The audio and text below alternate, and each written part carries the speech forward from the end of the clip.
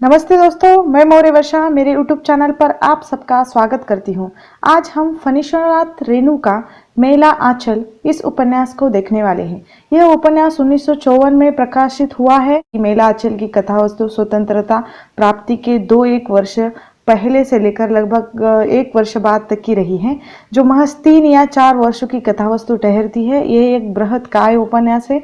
इस उपन्यास की कथा वस्तु के सूत्रों को जोड़ना अपेक्षाकृत कठिन ही है, क्योंकि लेखक ने प्रत्येक परिच्छेद के अंतर्गत नवीन कथा तंतु को उठाया है। ठीक है, अब इस उपन्यास के जो प्रमुख पात्र है इसको हम देखते हैं। इस उपन्यास में प्रमुख पुरुष पात्रों में आते हैं डॉक्टर प्रशांत बैनर्जी, जो कुशल एवं कर्मठ है और दीन दलितों का हितैषी युवक है। विश्वनाथ प्रसाद की पुत्री कमलिका प्रेमी पति तहसीलदार विश्वनाथ प्रसाद है।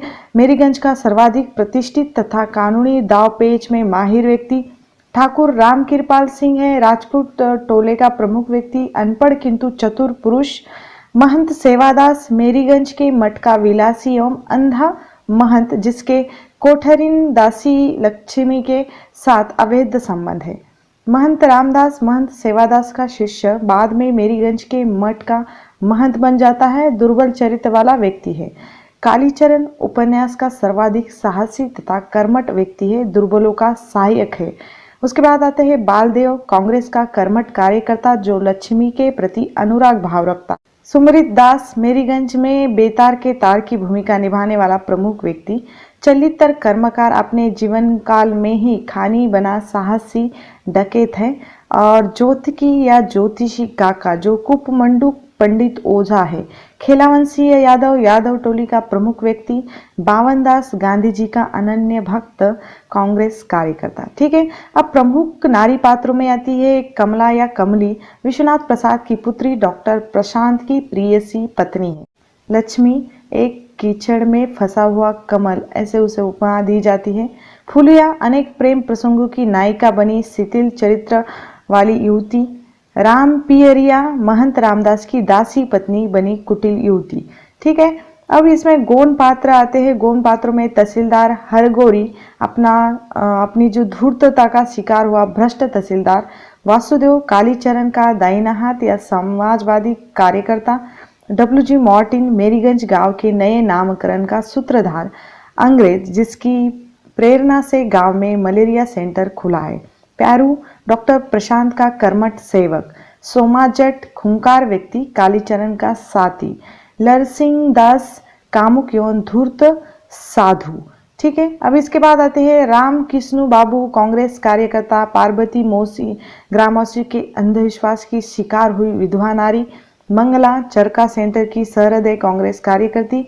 आभारानी, सहृदय कांग्रेस की कार्यकर्ती। ठीक है, अब इस उपन्यास के जो विषय है इसमें आते हैं आंचलिक उपन्यास इसे कहा जाता है।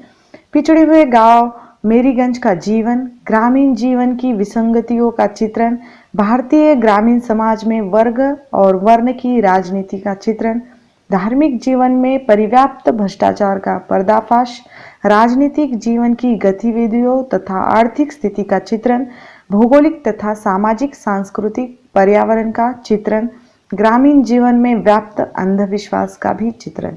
ठीक है, अब इस उपन्यास की कथा वस्तु को 2 खंडों में विभाजित किया गया है। हम भी इस उपन्यास की कथा वस्तु को 2 भागों में विभाजित करेंगे या 2 वीडियो उस पर बनाएंगे।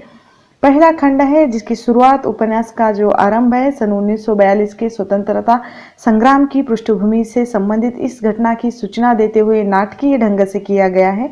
सन 1942 के जन आंदोलन के समय इस गांव में यद्यपि फौजियों का कोई उत्पात नहीं हुआ था, न आंदोलन की लहर ही इस गांव तक पहुंच पाई थी, तो भी जिले भर की घटनाओं की सूचनाएं अफवाहों के रूप में यहां पहुंचती जरूर थी। पहुंचाने वाली अफवाहें प्राय इस प्रकार की होती थी कि गोरे सिपाही किसी मोदी की लड़की को उठा ले गए। सिख और गोरे सिपाहियों में इस बात को लेकर गोली चल गई। अब इस गांव की बारी आई है। दुहाई माँ यानी काली दुहाई बाबा लरसिंह मालिक को तोला के तहसीलदार विश्वनाथ प्रसाद पूर्वोक्त बाल्टी संबंधी घटना को सुनकर सोचने लगी कि वह बाल्टी चोरी की हो गई। या अंधविश्वास की बातें इस उपन्यास में ज्यादा है। इसके सर्वथा विपरीत राजपूत टोली में इस घटना ने यह रूप धारण कर लिया था कि कायस्थ टोली के जो विश्वनाथ प्रसाद और ततमा टोली के बिरंची को मिलिट्री के सिपाही पकड़ कर ले गई हैं। ये खबर जब गांव की यादव टोली में पहुंची तो उन्होंने उसका सारा दोष बलिया उर्फ बालदेव के सिर पर मढ़ते हुए उसे गिरफ्तार कर लिया। जब घटना गांव के विभिन्न वर्गों के लोगों में नाना रूपों में फैल जाती है, तभी तहसीलदार विश्वनाथ प्रसाद 1 सेर घी, 5 सेर बासमती चावल और 1 बकरा लेकर मिलिट्री वालों को डाली पहुंचाने जाते हैं और बिरंची को यह ताकीद करते हैं कि डाली में खर्च हुए 50 रुपये को वह अपने तोले और लोबिन के टोले से एकत्र करके उनके पास पहुंचा दे।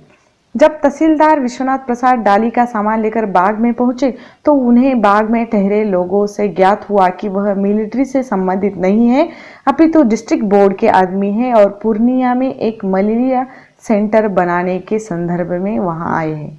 वे बताते हैं कि इस बाग की जमीन बहुत पहले मार्टिन साहब द्वारा डिस्ट्रिक्ट बोर्ड को दी जा चुकी है। इसी समय राजपूत टोली और यादव टोली के लोग भी बाग में आ यादव टोली के लोग तो बालदेव के हाथ और कमर में रस्सियां बांधकर हो हल्ला मचाते हुए आते हैं। उन्हें आशा थी कि बालदेव फरार सुराजी कांग्रेस है, उसको पकड़वा देने पर गौर साहब कोग प्रसन्न होकर 2-4 हजार रुपए इनाम देंगे, लेकिन उन्हें इनाम मिलने के स्थान पर फटकार सहन करनी पड़ती है। और डिस्ट्रिक्ट बोर्ड के साहब ने जब यह पूछा कि इसे यहाँ बांध कर क्यों लाया गया है, लोग कहते हैं कि यह बालदेव गोप है, 2 साल जेल काट कर आया है, इस गांव का नहीं चनपट्टी का, और यहाँ मौसी के यहाँ आया है, खद्दर पहनता है और जय हिंद भी बोलता है। साहब किरानी ने जो बालदेव से परिचित था वह बताता है कि वह रामकृष्ण कांग्रेस आश्रम का कार्यकर्ता है, बड़ा बहादुर है। अभी एक ठाकुर राम कृपाल सिंह को इस तथ्य से बड़ी कुढ़न हो रही थी कि तहसीलदार विश्वनाथ प्रसाद साहब लोगों की जमीन की पैमाइश करने में सहायता करते हुए उसने घनिष्ठता बढ़ा रहे थे, जबकि वह उपेक्षित हुए खड़े थे। इसलिए उन्होंने एक बार अवसर पाकर साहब को सलाम ठोकते हुए अपना परिचय दिया और यह आग्रह किया कि उन्हें भी किसी सेवा का मौका दिया जाए। साहब ने हंसते हुए कहा कि उन्हें तो सेवा की आवश्यकता नहीं, हाँ, गांव में जो मलेरिया सेंटर खुल रहा है वह उसमें सहयोग दे सकता है। जाते हुए साहब ने बताया कि 7 दिन के अंदर डिस्ट्रिक्ट बोर्ड का मिस्त्री आ जाएगा। वे सभी लोग बांस, खड़, सुतली या अन्य आवश्यक चीजों का इंतजाम कर दें। तहसीलदार साहब बालदेव और रामकृपाल सिंह ने हाथ जोड़कर इस तथ्य से सहमति व्यक्त की। बालदेव कुछ दूर तक साहब की गाड़ी के साथ उन्हें छोड़ने गया और लौट आने के बाद बताया कि ये डिस्ट्रिक्ट बोर्ड के बंगाली ओवरसियर प्रफुल्ल बैनर्जी थे और उनका किरानी जिन बाबू पहले कांग्रेस के ऑफिस में किरानी। मेरीगंज में भी एक ऐसा गांव है जहां रोथहट स्टेशन से 7 कोस पूर्व की ओर बूढ़ी कोसी नदी को पार करके जाना पड़ता है। लेखक ने लिखा है कि लगभग 35 वर्ष पूर्व जब डब्ल्यू.जी. मार्टिन ने उस गांव में नील की कोठी की नींव जामी थी। लेखक ने लिखा है कि लगभग 35 वर्ष पूर्व जब डब्ल्यू.जी. मार्टिन ने उस गांव में नील की कोठी की नींव जमी थी, तभी आसपास के गांव में ढोल पिटवाकर इस तथ्य की घोषणा करा दी थी कि आज से इस गांव का नाम मेरीगंज हो गए। यदि कोई व्यक्ति उस गांव के पुराने नाम का भूल से भी नाम लेता तो साहब उसे कोड़ों से पिटवाता था। मार्टिन साहब जब अपनी परी जैसी सुंदर पत्नी को कलकत्ता से मेरीगंज लाए तो 1 सप्ताह बाद ही वह जड़िया बुखार से पीड़ित हो गई। मेरीगंज में उचित इलाज न होने के कारण 3 दिन बाद जब पूर्णिया से सिविल सर्जन को लाया गया तो उसके आने से पहले ही मेरी की मृत्यु हो जाती है। इस घटना के फलस्वरूप मार्टिन ने मेरीगंज में पोस्ट ऑफिस के पूर्व डिस्पेंसरी खुलवाने पर जोर दिया। वह इसके लिए उस इलाके के संबंधित अफसरों से भी मिलते हैं, डिस्पेंसरी के लिए अपनी जमीन की रजिस्ट्री भी करवा देते हैं। उन्हीं दिनों जर्मनी में कोयले से नील बनाने की पद्धति का आविष्कार हो गया था, जिससे गौर साहबों की नील की कोठियां बंद हो गई।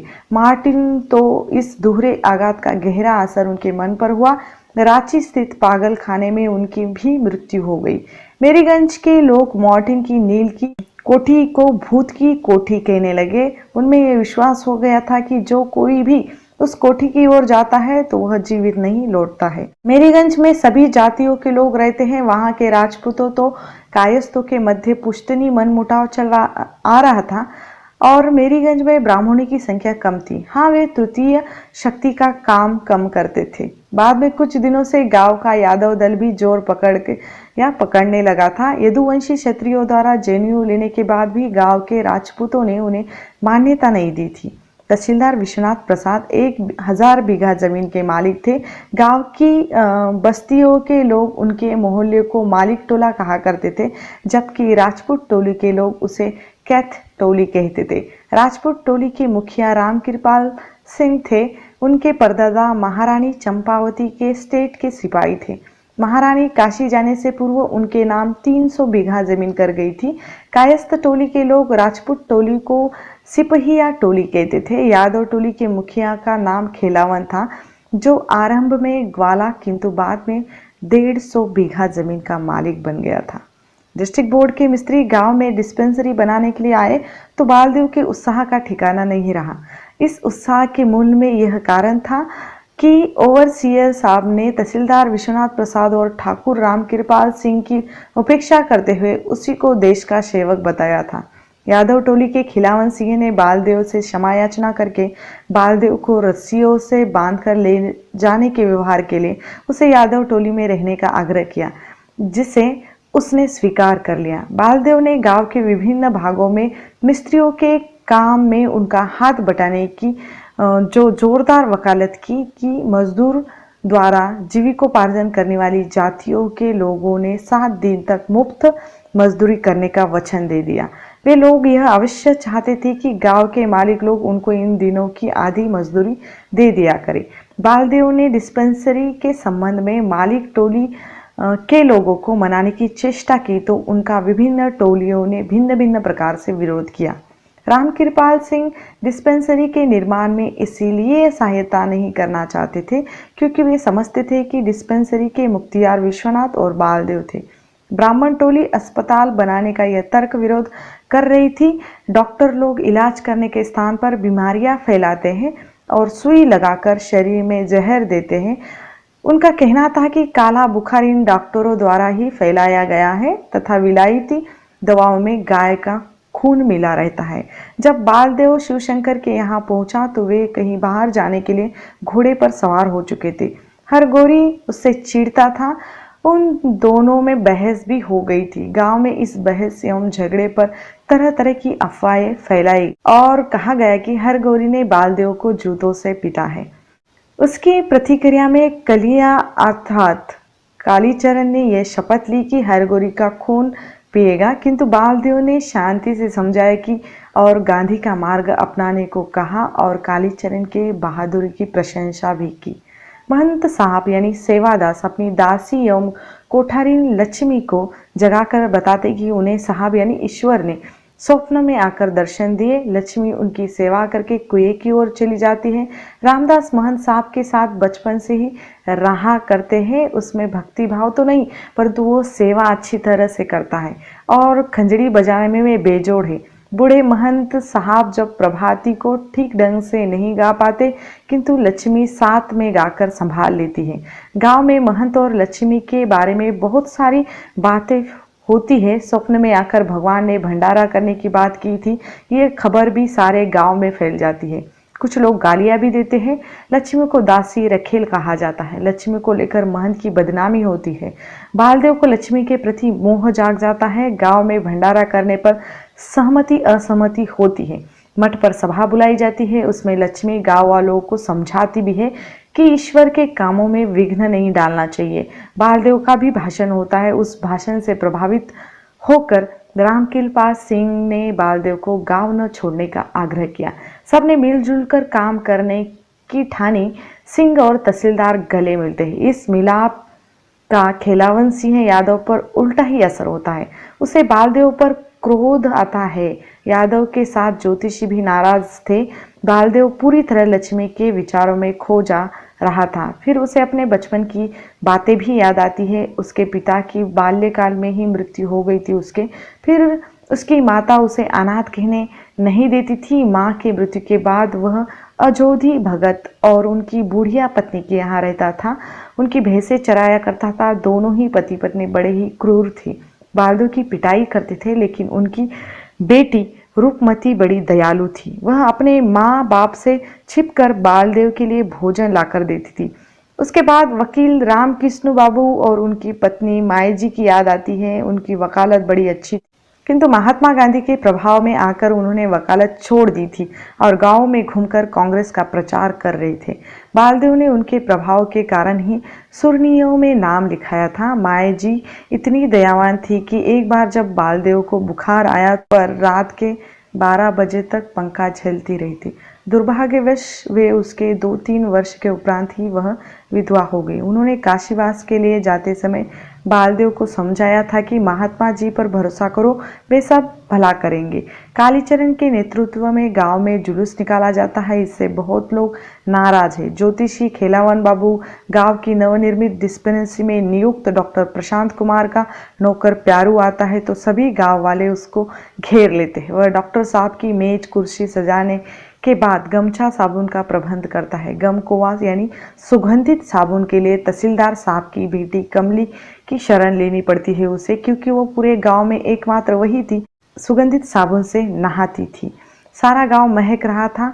तहसीलदार साहब के अहाते में हलवाई सुबह से ही पूरी जलेबी बना रहे थे। सिंह साहब अपनी हास्यवृत्ति का परिचय देते हुए खेलावन को पकड़ लाते हैं। गांव के लोगों में हंसी मजाक लगातार चल रहा है। डॉक्टर साहब आने की खबर लगते ही सभी अपना अपना काम काज छोड़कर जमा हो जाते हैं। जैसे ही डॉक्टर आते हैं तो सब लोग उन्हें हाथ जोड़कर प्रणाम करते हैं। वे अपने साथ रेडियो भी लाए हैं। बालदेव उनका परिचय गांव वालों से करवा देते हैं। लक्ष्मी के पूछने पर प्रशांत द्वारा बताया जाता है कि उसके माता पिता बचपन में ही गुजर गए हैं। सेवादास द्वारा प्रशांत को मठ पर आने का आग्रह किया जाता है। लक्ष्मी का भी डॉक्टर प्रशांत की तरह कोई नहीं है। वह ईश्वर से प्रार्थना कर रही है कि उसे अब जीना नहीं। लक्ष्मी अंधे महंत के पकड़ से छूटने का विफल प्रयास करती है, किंतु उसे पता चलता है कि महंत अब इस दुनिया में नहीं है। महंत सेवादास की मृत्यु से लक्ष्मी को मठ सुना सुना लग रहा है। वह अब उनके महत्व को समझ चुकी है। उसकी मृत्यु के लिए वह स्वयं को कोसती है, क्योंकि एक ब्रह्मचारी का धर्म भ्रष्ट करने का पाप उसके माथे पर लग गया है। लक्ष्मी को सांत्वना देने के लिए बालदेव आता है। लक्ष्मी बालदेव से आग्रह करती है कि कंठी ग्रहण कर ले, लेकिन बालदेव टालता है, फिर मान जाता है। लक्ष्मी उसको अपना बीजक देती है। उस बीजक में भी बालदेव को लक्ष्मी के शरीर की नशीली गंध आती है। डॉक्टर प्रशांत कुमार अपनी जाति हिंदुस्तानी बताता है। प्रशांत को अपना कुल शील ज्ञात भी नहीं था, क्योंकि उसकी मां ने नवजात शिशु को यानी प्रशांत को बचपन में ही कोशी नदी में बहा दिया था। उस शिशु को नेपाल से भागे उपाध्याय जी ने बचा लिया था और उसका इस बंगाली डॉक्टरनी द्वारा पालन पोषण किया गया था। उसने पटना के मेडिकल कॉलेज से डॉक्टर की उपाधि प्राप्त की, किंतु उसके डॉक्टर बनने से पूर्व ही उसकी पोषक माता स्वर्गवासी हो गई थी। सन 1946 में जब कांग्रेसी मित्र मंडल का गठन हुआ तो प्रशांत ने आग्रह करके अपनी नियुक्ति मेरीगंज के नवनिर्मित मलेरिया सेंटर में करा ली थी।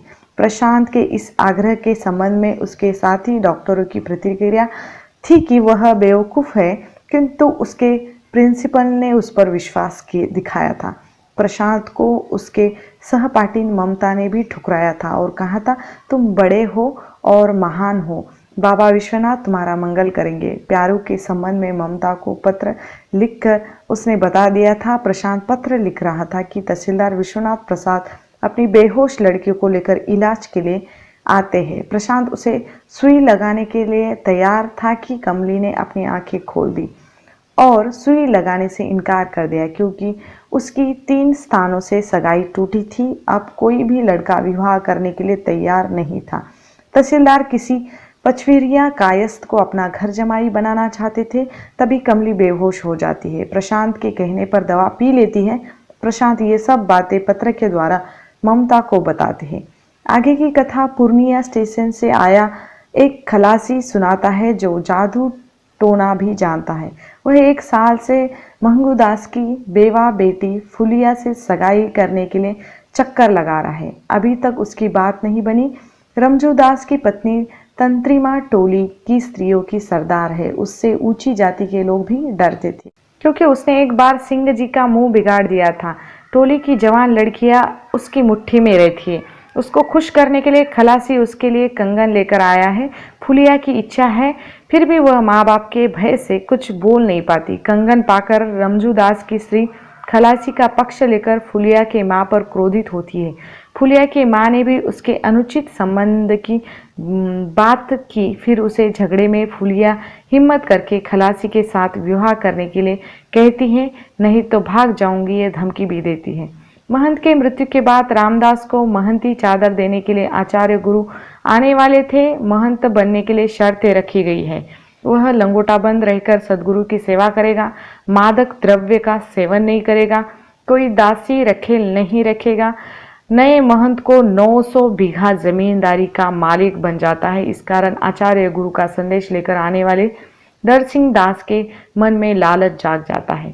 ज्योतिषी एवं सभी गांव वालों को लगता है कि गांव पर संकट आया। स्टेट का सर्किल मैनेजर तहसीलदार विश्वनाथ को कहता है कि जिन लोगों पर 1 साल का लगान बाकी है उस पर कार्रवाई की जाए। उधर राम कृपाल सिंह और ज्योतिषी काका यादव टोली के लोगों द्वारा सीना तान कर चलाने से चिढ़े हुए हैं। नरसिंह दास मेरीगंज के घर घर जाकर प्रचार करने लगा था कि महंती रामदास को न देकर आचार्य गुरु को मिलनी चाहिए। उधर तंत्रीमा टोले में पंचायत में ये निर्णय लिया गया है कि टोले की कोई भी स्त्री बाबू टोले के किसी आंगन में काम करने नहीं जानी चाहिए। उनकी देखा देखी के बाद गलहोत छत्री, कुर्म छत्री, पोलिया टोले, धनुकधारी और कुशवाहा छत्री टोलों के पंचों ने भी ऐसी ही अवस्था कर दी कि उनकी स्त्रियां बाबू टोलों में काम करने नहीं जाएगी। कालीचरण का अखाड़ा भी जोरों पर है। कीर्तन मंडली भी बालदेव को अखाड़ा पसंद नहीं, क्योंकि उसे लगता है शरीर में अधिक ताकत रहने पर हिंसावाद का भय रहता है। कमली डॉक्टर प्रशांत से आक्रुष्ट हो जाती है। प्रशांत को वह मिट्टी का माधव कहने लगती है। कमली का मानसिक रोग बढ़ता जा रहा था। सुमृति दास ने यह सूचना देता है कि बालदेव को कपड़ा, मिट्टी का तेल या चीनी की पर्चियां देने का काम मिला है। कमरुद्दी पर्चियां ब्लैक में बेच देता है, इसलिए सभी को वह मिल नहीं पाते थे। ज्योतिषी का पुत्र रामनारायण नाच समाजी है, वह सहन नहीं कर सकते, इसलिए विदापत का नाच देखने तहसीलदार के खलिहान में जाते नहीं। बामन नाचे, तेली तमाशा देखे। बालदेव मिनिस्टर के आने पर बच्चों, स्त्रियों और पुरुषों के भीड़ लेकर गया था। इससे प्रसन्न होकर उसे जिला कमेटी का मेंबर बनाया गया। बालदेव से कटासा रहने के कारण कालीचरण सोशलिस्ट पार्टी का सदस्य बन जाता है। पात्री के मंत्री ने कालीचरण को लाल पताका की एक कॉपी देकर गांव में जाकर मेंबर बनाने को कहा है। उपन्यास में आगे काशी के 30 चेलों के साथ आने वाले आचार्य गुरु, उसके साथ एक नागा साधु है। वह आकर लक्ष्मी को गालियां देता है। नरसिंह दास ने उसके कान भर दिए हैं। वह भी लक्ष्मी को गालियां देता है। लक्ष्मी फरियाद लेकर बालदेव, खेलावन और सिंह आदि सभी लोगों के पास जाती है, किंतु कोई उसकी सहायता करने का आश्वासन नहीं देता। जब वह कालीचरण को रो रो कर सब बता देती है तो वह उसे चिंता न करने का आश्वासन देता है। आचार्य गुरु नरसिंह दास को महंत करने के लिए गांव वालों के हस्ताक्षर लेते हैं। उसका विरोध कालीचरण करता है और इस मठ के लिए हमारे बाप दादों ने जमीनें दी थी, उसका महंत किसी बदमाश को नहीं बना सकते। नागा साधु कालीचरण को गालियां देता है, मारने की धमकी भी देता है। इस पर कामरेड वासुदेव अपने साथियों के साथ नागा साधु पर चढ़कर जाते हैं तो नागा साधु भाग जाता है। रामदास को महंती की चादर प्रदान की जाती है। टिक्के के पश्चात लक्ष्मी कालीचरण को अंदर बुलाती है तो वह अपने उस्ताद की सीख याद करके उससे 5 हाथ दूर ही खड़ा रहता है। पार्वती के माँ को स्त्रियों द्वारा डायन कहना और सुमृति दास उसको गांव के लेडी डॉक्टर बताता है जो 5 महीने का गर्भ आसानी से गिरा देता है। गीताष्टमी की रात की लोगों ने उसको एक बच्चा गोद में लेकर नग्न नृत्य करते देखा। डॉक्टर प्रशांत तो उसे मौसी मानता है और उसके हाथों का हलवा भी खाता है। गांव के स्त्रियां प्रशांत का भी अमंगल होगा ऐसा कहती है। कालीचरण प्रशांत को लाल सलाम करते हुए कहता है कि मेरीगंज कोठी के बगीचे में पूर्णिया की सोशलिस्ट पार्टी की मीटिंग होगी, पार्टी की सभा होती है। कालीचरण का भी भाषण होता है। देखते देखते पार्टी के 300 मेंबर हो जाते हैं। इस सभा में बालदेव भी भाषण देना चाहता है किंतु उसे पूंजीवादी कहकर रोका जाता है। सोशलिस्ट पार्टी के मीटिंग में सिफिया टोली के किसी बच्चे ने भाग नहीं लिया क्योंकि वे कटिहार से काली टोपी वाले दल के संयोजक आए थे जो लाठी भाला चलाना सिखाते थे। उधर कमली की प्रशांत संबंधी प्रेमासक्ति, वह प्रशांत को प्राणनाथ संबोधित करते हुए पत्र लिखती है और फाड़ भी देती है। प्रशांत के 2.5 हाथ लंबे सांप से बचते ही तो गांव की स्त्रियां उसे डायन माँ का कुप्रभाव बताती है, क्योंकि डायन का मंत्र भी 2.5 अक्षर का ही होता है, ऐसा तर्क उनका रहता है। डॉक्टर प्रशांत अंधविश्वास को नकारते हुए मौसी के घर लगातार जाते हैं। उसे लगता है कमली की दशा भी सुधरती जा रही है। उधर कमली नल दमयंती के किताब में नल को काटकर प्रशांत और दमयंती को काटकर अपना नाम लिख रही है। कटिहार से लौटकर तहसीलदार विश्वनाथ प्रसाद डॉक्टर प्रशांत को बताते हैं कि किसानों पर का कर वसूल की जो कार्रवाई करना उचित नहीं है, मात्र 1 साल का कर लगान नहीं मिला था। दूसरी तरफ सहदेव मिसर को फुलिया के घर में घुसते ही पकड़कर रात भर बांध कर रखा गया है। दूसरे दिन इस संबंध में पंचायत में घोषणा होती है। ब्राह्मण और राजपूतों में बहस होती है। पंचायत में लक्ष्मी के द्वारा बताना कि उसकी आंखें तब खुली जब सहदेव मिसर को पकड़कर ले जा रहे थे। सहदेव ने महंगू दास के घर आने का कारण भी बताया कि वह खेत की रखवाली के लिए उसे जगाने आ रहा था। रास्ते में रबिया और सोनम को चोरी से शकरकंद उखाड़ते पकड़ा था, जिससे उन लोगों ने तेतरा और नक्छेदिया के साथ मिलकर झूठा हल्ला मचा दिया है। महंगू भी यह स्वीकार कर लेता है, उसको सहदेव ने आकर जगाया था। इस प्रकार सारा मामला सुलझा हुआ मानकर सिंह जी कहते कि अब पंच लोग ही फैसला करें कि असल बात क्या है। कालीचरण इसको अन्याय मानता है कि यही और के लोग से बातें पूछी जाती है। ज्योतिषी कालीचरण को पंच नहीं मानते ऐसा कहते हैं। वोटिंग करने पर कालीचरण को पंच माना जाता है और उसके धमकाने पर या फुसलाने पर वह पूछता है तो फुलिया जो सच सच बता देती है। ज्योतिषी ताव में आकर कालीचरण को अपने माँ का बेटा है कि नहीं ये पूछने के लिए कहता है। इस पर वासुदेव चिल्लाकर कहता है कि ज्योतिषी अपने पत्नी से जाकर पूछे उसके गर्भ में किसका बच्चा है। इस बहस में काली टोपी वाले संयोग जी सीटी बजाते हैं, जिसे सुनकर 15-20 लठित राजपूत नौजवान सभी को घेर लेते हैं। सिंह साहब को पंचायत की बैठक स्थगित करनी पड़ती है। कालीचरण फैसला सुनाते हैं कि महंगू अपनी बेटी का विवाह खलासी के साथ कर दे और आज से सभी टोलों के लोग बाबू लोगों पर नजर रखें। नवनियुक्त महंत रामदास की लक्ष्मी की ओर आसक्ति बढ़ती जाती है। लक्ष्मी उसे समझाती भी है।